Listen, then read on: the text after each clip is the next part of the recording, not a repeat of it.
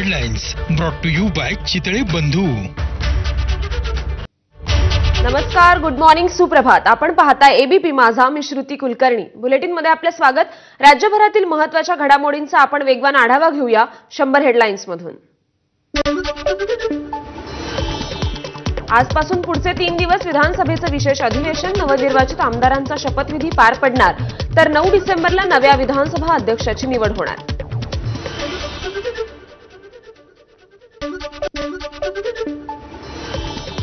हंगामी अध्यक्ष म्हणून पुन्हा संधी मिळाली आहे, नियमानुसारच काम करेन, कालिदास कोळंबकर यांची प्रतिक्रिया। देवेंद्र फडणवीसांना आमदारकीची शपथ देणार याचा आनंद, कोळंबकर यांनी व्यक्त केली भावना। सत्ता स्थापनेनंतर महायुतीत खातेवाटपावरून रस्सीखेच, गृहमंत्रालयाच्या बदल्यात शिंदेंपुढे महसूल, जलसंपदा, सार्वजनिक बांधकाम विभाग असे 3 पर्याय, सूत्रांची माहिती। महायुतीचा मंत्रिमंडळ विस्तार लवकरच होणार। काल राष्ट्रवादी काँग्रेसची पक्षांतर्गत बैठक झाल्यानंतर आज महायुतीची बैठक होण्याची शक्यता। राज ठाकरेंसोबत विचार जुळत असल्यानं त्यांना सरकारसोबत ठेवण्यात रस, मुख्यमंत्री देवेंद्र फडणवीसांचं मोठं वक्तव्य, तर पालिकेला शक्य असेल तिथं मनसेला सोबत घेणार, फडणवीसांची माहिती। मुंबईत 375 किलोमीटर मेट्रो नेटवर्क तयार करण्याची आमची योजना, मुंबईच्या कुठल्याही भागात पोहोचायला 1 तासापेक्षा कमी वेळ लागला पाहिजे, एका वाहिनीला दिलेल्या मुलाखतीत मुख्यमंत्री देवेंद्र फडणवीसांचं वक्तव्य। धारावीतील रहिवाशांना धारावीतच घरं मिळणार, मुख्यमंत्र्यांचं आश्वासन, तर धारावीच्या टेंडरमधील 100% अटी ठाकरेंच्या काळातील असल्याचं मुख्यमंत्री फडणवीसांचं वक्तव्य।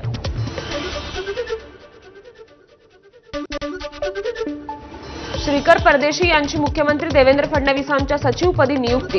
श्रीकर परदेशी हे 2001च्या बॅचचे IAS अधिकारी।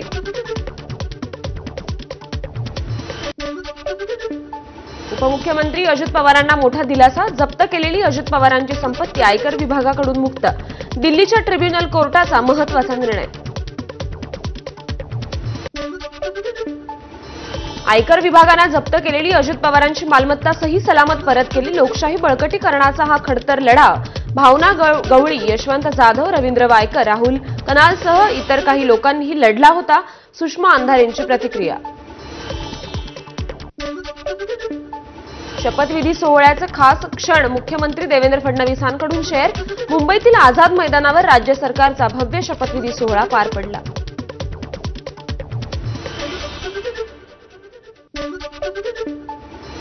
नव्या सरकारच्या शपथविधीनिमित्त आझाद मैदान परिसरात तैनात पोलिसांची बॅग चोरीला, बॅगेत पोलीस कर्मचाऱ्याचं ATM कार्ड, पैसे आणि इतर साहित्य असल्याची माहिती, संपूर्ण घटना सीसीटीव्हीत कैद।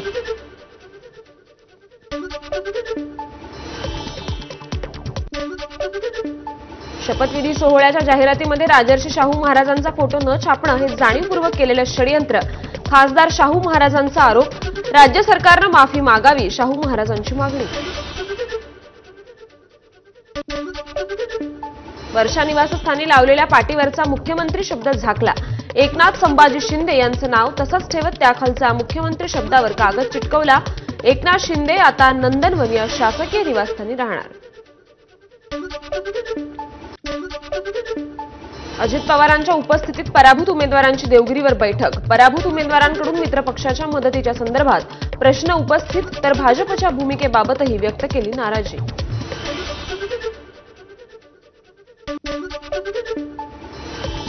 पुण्याचं पालकमंत्रीपद कुणाला मिळणार याबाबत चर्चा सुरू, अजित पवार आणि चंद्रकांत पाटलांच्या नावाची चर्चा, आपापल्या पक्षाच्या नेत्याला पालकमंत्री करण्यावर कार्यकर्त्यांचा जोर।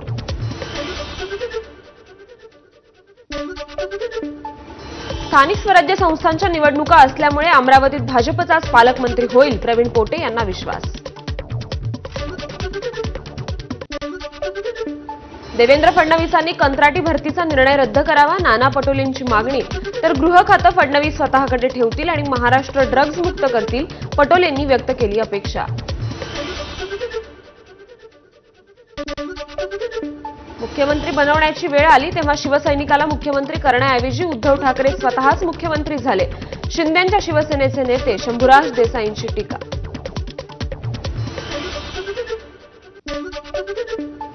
स्वातंत्र्याच्या लढाईत ब्रिटिशांना साथ देणारे संबित पात्राच्या पक्षाचे पूर्वजच खरे गद्दार आणि देशद्रोही. नाना पटोलेंची टीका. संबित पात्रा यांनी राहुल गांधींना देशद्रोही आणि गद्दार म्हटलं होतं. शरद पवार रविवारी मार्कडवाडीला जाणार. ईव्हीएम विरोधात आंदोलन करणारं मार्कडवाडी हे देशातील पहिलं गाव. राहुल गांधी आणि इंडिया आघाडीचे नेतेही लवकरच मार्कडवाडीला भेट देणार आहेत. शरद पवारांनी घेतली दिवंगत उल्हास ढोले यांच्या कुटुंबियाची सांत्वनपर भेट. काही दिवसांपूर्वी पुण्याचे माजी महापौर दिवंगत उल्हास ढोले पाटील यांचं वृद्धापकाळानं निधन झालं होतं.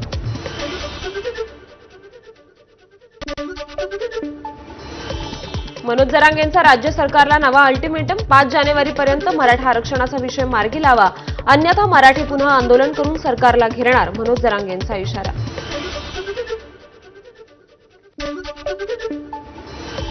मुख्यमंत्री आणि उपमुख्यमंत्र्यांनी गोरगरीब जनतेला न्याय द्यावा. पुन्हा मराठा समाजाच्या विरोधात गेलात तर सत्ता चालवणंही कठीण होईल. मनोज जरांगेंचा इशारा.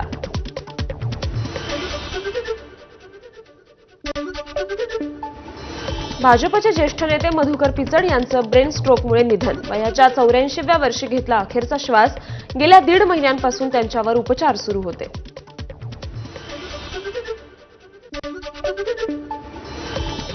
आज सकाळी 10:30 वाजता अकोल्यातील भाजपच्या पक्ष कार्यालयात पिचड यांचं पार्थिव ठेवलं जाणार. राजूरच्या मधुकरराव पिचड महाविद्यालयाच्या पटांगणात दुपारी अंत्यसंस्कार करण्यात येतील. विविध जबाबदाऱ्या यशस्वीपणे पार पाडणाऱ्या आणि आदिवासींच्या प्रश्नासाठी सतत आग्रही असणाऱ्या मधुकर पिचड यांच्या निधनानं दुःख. मुख्यमंत्री देवेंद्र फडणवीसांकडून पिचड यांना श्रद्धांजली. ज्येष्ठ नेते मधुकर पिचड यांच्या निधनानंतर उपमुख्यमंत्री एकनाथ शिंदेंनी व्यक्त केला शोक. भूमिपुत्रांचा कैवारी हरपला. उपमुख्यमंत्र्यांची एक्सवर पोस्ट.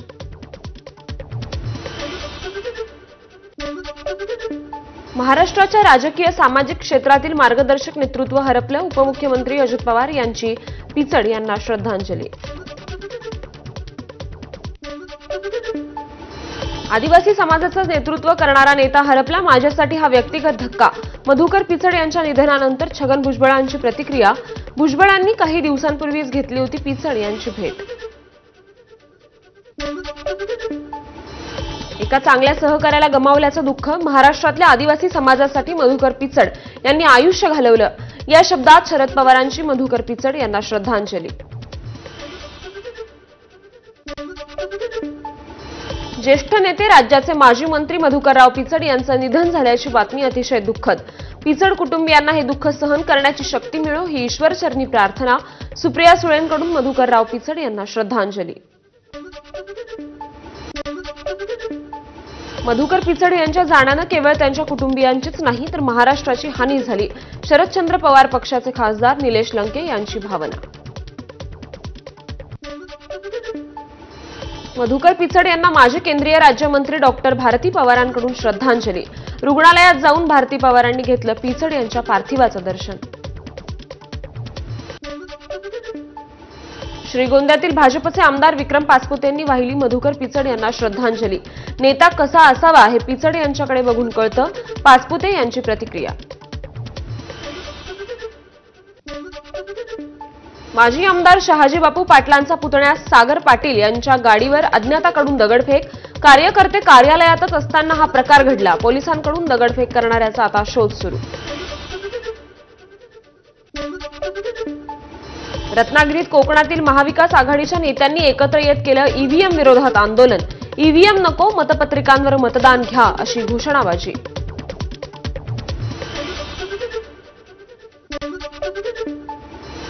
आज चंपाषष्ठी निमित्त जेजुरीच्या खंडेरायाला वांग्याचं भरीत आणि रोडग्याचं नैवेद्य. यंदा 1200 किलो वांग्याचं भरीत करण्यात येणार असल्याची मंदिर संस्थांची माहिती. हजारो भाविक जेजुरीत दाखल.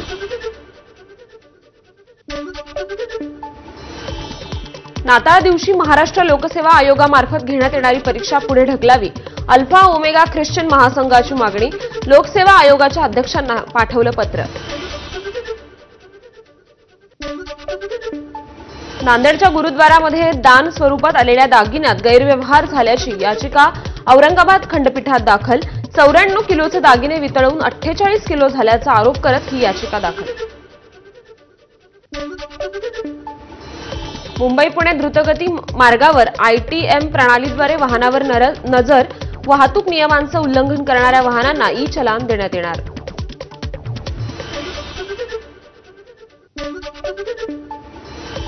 मुंबई IIT मध्ये फ्रेशर्स विद्यार्थ्यांचा प्रेझेंटी रिपोर्ट पालकांना पाठवण्याच्या निर्णयावरून विद्यार्थी नाराज. हा निर्णय दबाव वाढवण्याचा प्रकार असल्याचं विद्यार्थ्यांचं मत.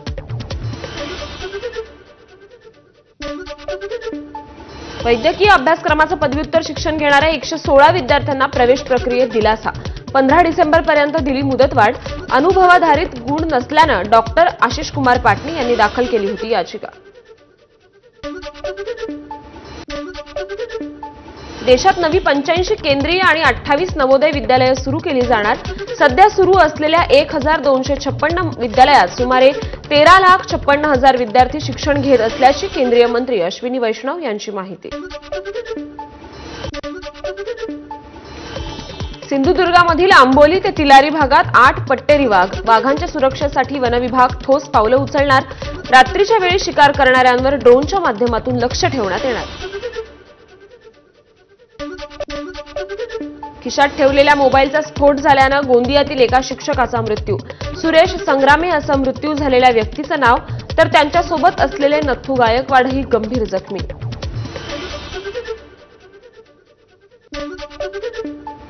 मीरा रोडमध्ये वयोवृद्ध महिलेला ओलीस ठेवून 5 लाखांचे दागिने लुटले. लक्ष्मी पार्क देवदर्पण सोसायटीतील घटना. आरोपी 48 तासात जेरबंद. महिलेला मारहाण करून बेडरूममध्ये बंद करून लुटले दागिने.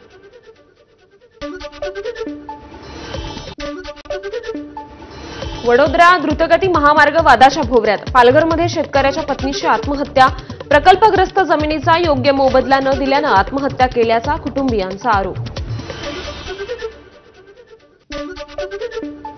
पुण्यात गेल्या 4 दिवसात 5 हत्या. पुणे पोलीस आयुक्तालयाच्या हद्दीत वेगवेगळ्या भागात झालेल्या 5 हत्यांनी कायदा आणि सुव्यवस्थेचा प्रश्न ऐरणीवर.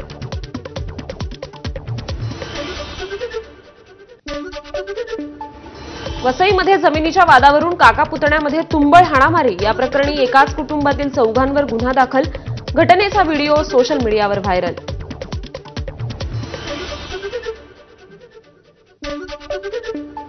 कोल्हापूर शहराच्या हद्दवाढी विरोधात कृती समितीचा तीव्र आंदोलनाचा इशारा. हद्दवाढीच्या प्रस्तावित 42 गावांना 6 वर्षात निधी न दिल्यानं विकास रखडल्याचा कृती समितीचा आरोप.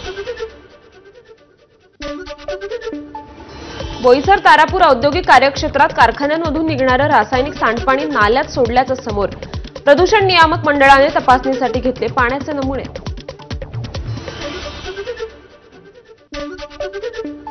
कृष्णा नदीत शेरी नाल्याचे आणि दूषित पाण्याविरोधात नागरिक जागृती मंचाच्या वतीनं नदीवर आंदोलन. शेरी नाल्यातील पाणी मुख्यमंत्री फडणवीस, उपमुख्यमंत्री शिंदे, अजित पवार तसंच सांगली, मिरज आणि कुपवाड शहर महानगरपालिकेच्या आयुक्तांना पाठवलं जाणार. गोदावरी नदी तात्काळ प्रदूषणमुक्त करावी, अन्यथा कुंभमेळा दरम्यान गोदावरी तीरी स्नान करण्यास बंदी घालावी. राजेश पंडित यांची सरकारकडे मागणी. गोदावरी प्रदूषणमुक्तीसाठी पंडित यांची हायकोर्टात याचिका. मालेगाव प्रकरणी अहमदाबाद आणि मुंबईतील 7 ठिकाणांवर ईडीचा छापा. 13 कोटी 50 लाखांचा माल जप्त. नवीन बँक खातं उघडून त्यामध्ये 100 कोटींपेक्षाही अधिक रक्कम जमा केल्याची घटना. महाराष्ट्र राज्य शिक्षक परिषद प्राथमिक विभागाच्या वतीनं भाजप आमदार संजय केळकर यांचा सत्कार. शिक्षकांच्या प्रलंबित मागण्या लवकरात लवकर महायुतीचे सरकार पूर्ण करणार असल्याची केळकर यांची माहिती. 3 वेळा आमदार म्हणून निवडून आल्यानं आशिष शेलारांचा आभार कार्यक्रम. वांद्रे पश्चिम येथील नागरिक मतदारांसाठी शेलारांकडून विशेष कार्यक्रमाचं आयोजन. अनेक बॉलिवूड कलाकारांनीही लावली हजेरी.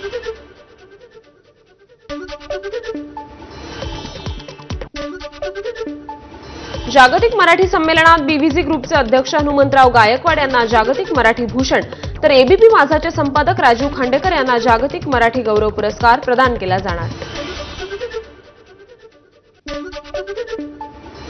येत्या 2 दिवसात कोकण आणि मध्य महाराष्ट्रात तुरळक ठिकाणी विजांच्या कडकडाटासह पाऊस पडण्याची शक्यता. मराठवाड्यातही तुरळक ठिकाणी पावसाची शक्यता, तर विदर्भात हवामान कोरडं राहील असा अंदाज. सांगलीच्या वाळवा तालुक्यात वारणा पट्ट्यात अवकाळी पाऊस. पावसामुळे ऊसतोडणी खोळंबण्याची शक्यता. ऊसतोड मजुरांचं अवकाळी पावसामुळे हाल. पावसामुळे नाशिक शहरात पुन्हा खड्ड्यांचं साम्राज्य. मनपाच्या कार्यपद्धतीवर प्रश्नचिन्ह. रस्त्यात पडलेले खड्डे लवकरात लवकर दुरुस्त करण्याची नागरिकांची मागणी.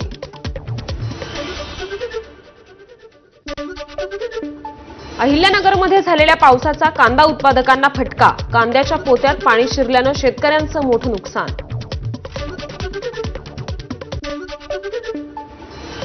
सिंधुदुर्गच्या सावंतवाडी आणि कुडाळमध्ये अवकाळी पावसाच्या हलक्या सरी. आंबा, काजू उत्पादक शेतकरी धास्तावले. ढगाळ वातावरणामुळे आंब्याच्या मोहरावर किडीचा प्रादुर्भाव होण्याची शक्यता. वाशिमच्या मंगरुळपीर तालुक्यात झालेल्या अवकाळी पावसामुळे शेतकऱ्यांनी विक्रीला आणलेला शेतमाल भिजला. शेतकऱ्यांचं मोठ्या प्रमाणात नुकसान. यवतमाळमध्ये पावसाची हजेरी. अचानक आलेल्या पावसाने तूर आणि कापूस पिकाला फटका, तर गहू आणि हरभऱ्यासाठी पाऊस फायदेशीर ठरणार.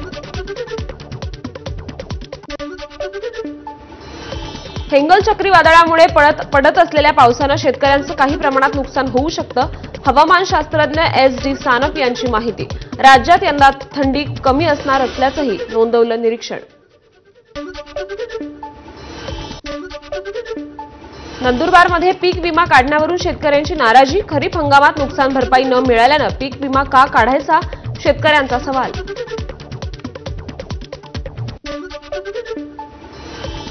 यवतमाळच्या घाटंजीत अनैतिक संबंधांच्या संशयावरून एकाची हत्या. 2 जण पोलिसांच्या ताब्यात. घाटंजीच्या मानोली शिवारातील ही घटना.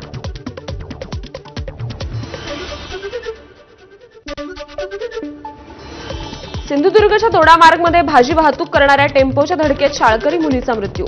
संतप्त नागरिकांकडून चालकाला चोप. पोलिसांनाही धरलं धारेवर. टेम्पो चालक पोलिसांच्या ताब्यात.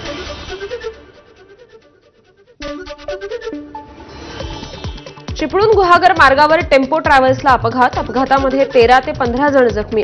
टायर फुटल्यानं झाला बसचा अपघात. चिपळूणमधील घोणसरे येथील घटना.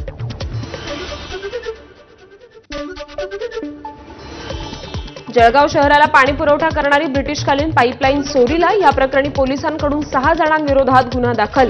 4 अटक.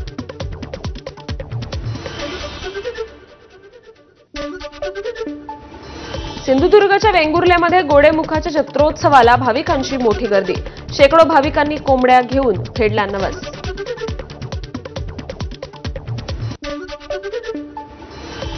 दिल्लीकडे येण्याचा निर्णय शेतकऱ्यांनी केला स्थगित. शेतकऱ्यांच्या सर्व शेतमालाला हमीभाव देणारा कायदा करावा. स्वामीनाथन आयोगाच्या शिफारशी लागू करा आणि शेतकरी शेतमजुरांची कर्जमाफी करा. शेतकऱ्यांच्या मागण्या. केंद्र सरकार शेतकऱ्यांच्या पिकाची किमान आधारभूत किमतीवर खरेदी करण्यास वचनबद्ध. केंद्रीय कृषी मंत्री शिवराज सिंग चौहान यांचं राज्यसभेत आश्वासन. प्रश्नोत्तराच्या तासादरम्यान शिवराज यांचं वक्तव्य. रिझर्व्ह बँक ऑफ इंडियाचा शेतकऱ्यांसाठी मोठा निर्णय. तारणमुक्त कर्जाची मर्यादा 1,60,000 केली 2 लाख रुपये. लहान आणि मध्यम शेतकऱ्यांना होणार मोठा फायदा. दिल्लीच्या शहादरा विधानसभेत भाजपनं 11,018 नावं कमी करण्याचा अर्ज दिल्याची अरविंद केजरीवाल यांचा दावा.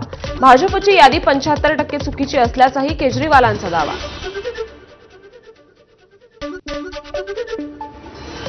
पुढच्या 6 महिन्यांसाठी उत्तर प्रदेशात कोणतेही निदर्शनं किंवा संप करण्यास बंदी.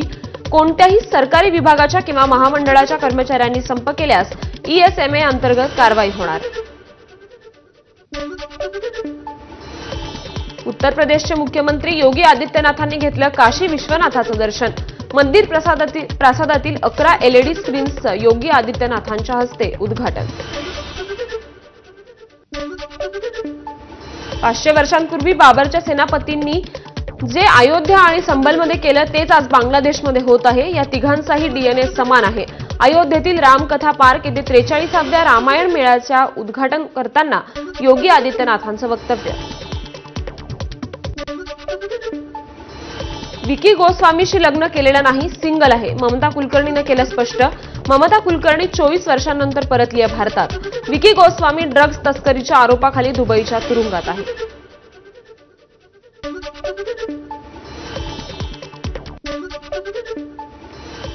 आणि या बातम्यांसहित बुलेटिनमध्ये आता एक छोटासा ब्रेक घेऊया. ब्रेक नंतरही इतर काही महत्त्वाचे अपडेट्स पाहत रहा एबीपी माझा. म्हणजे पहिली लोकसभेची निवडणूक जी पोटनिवडणूक मी जिंकलो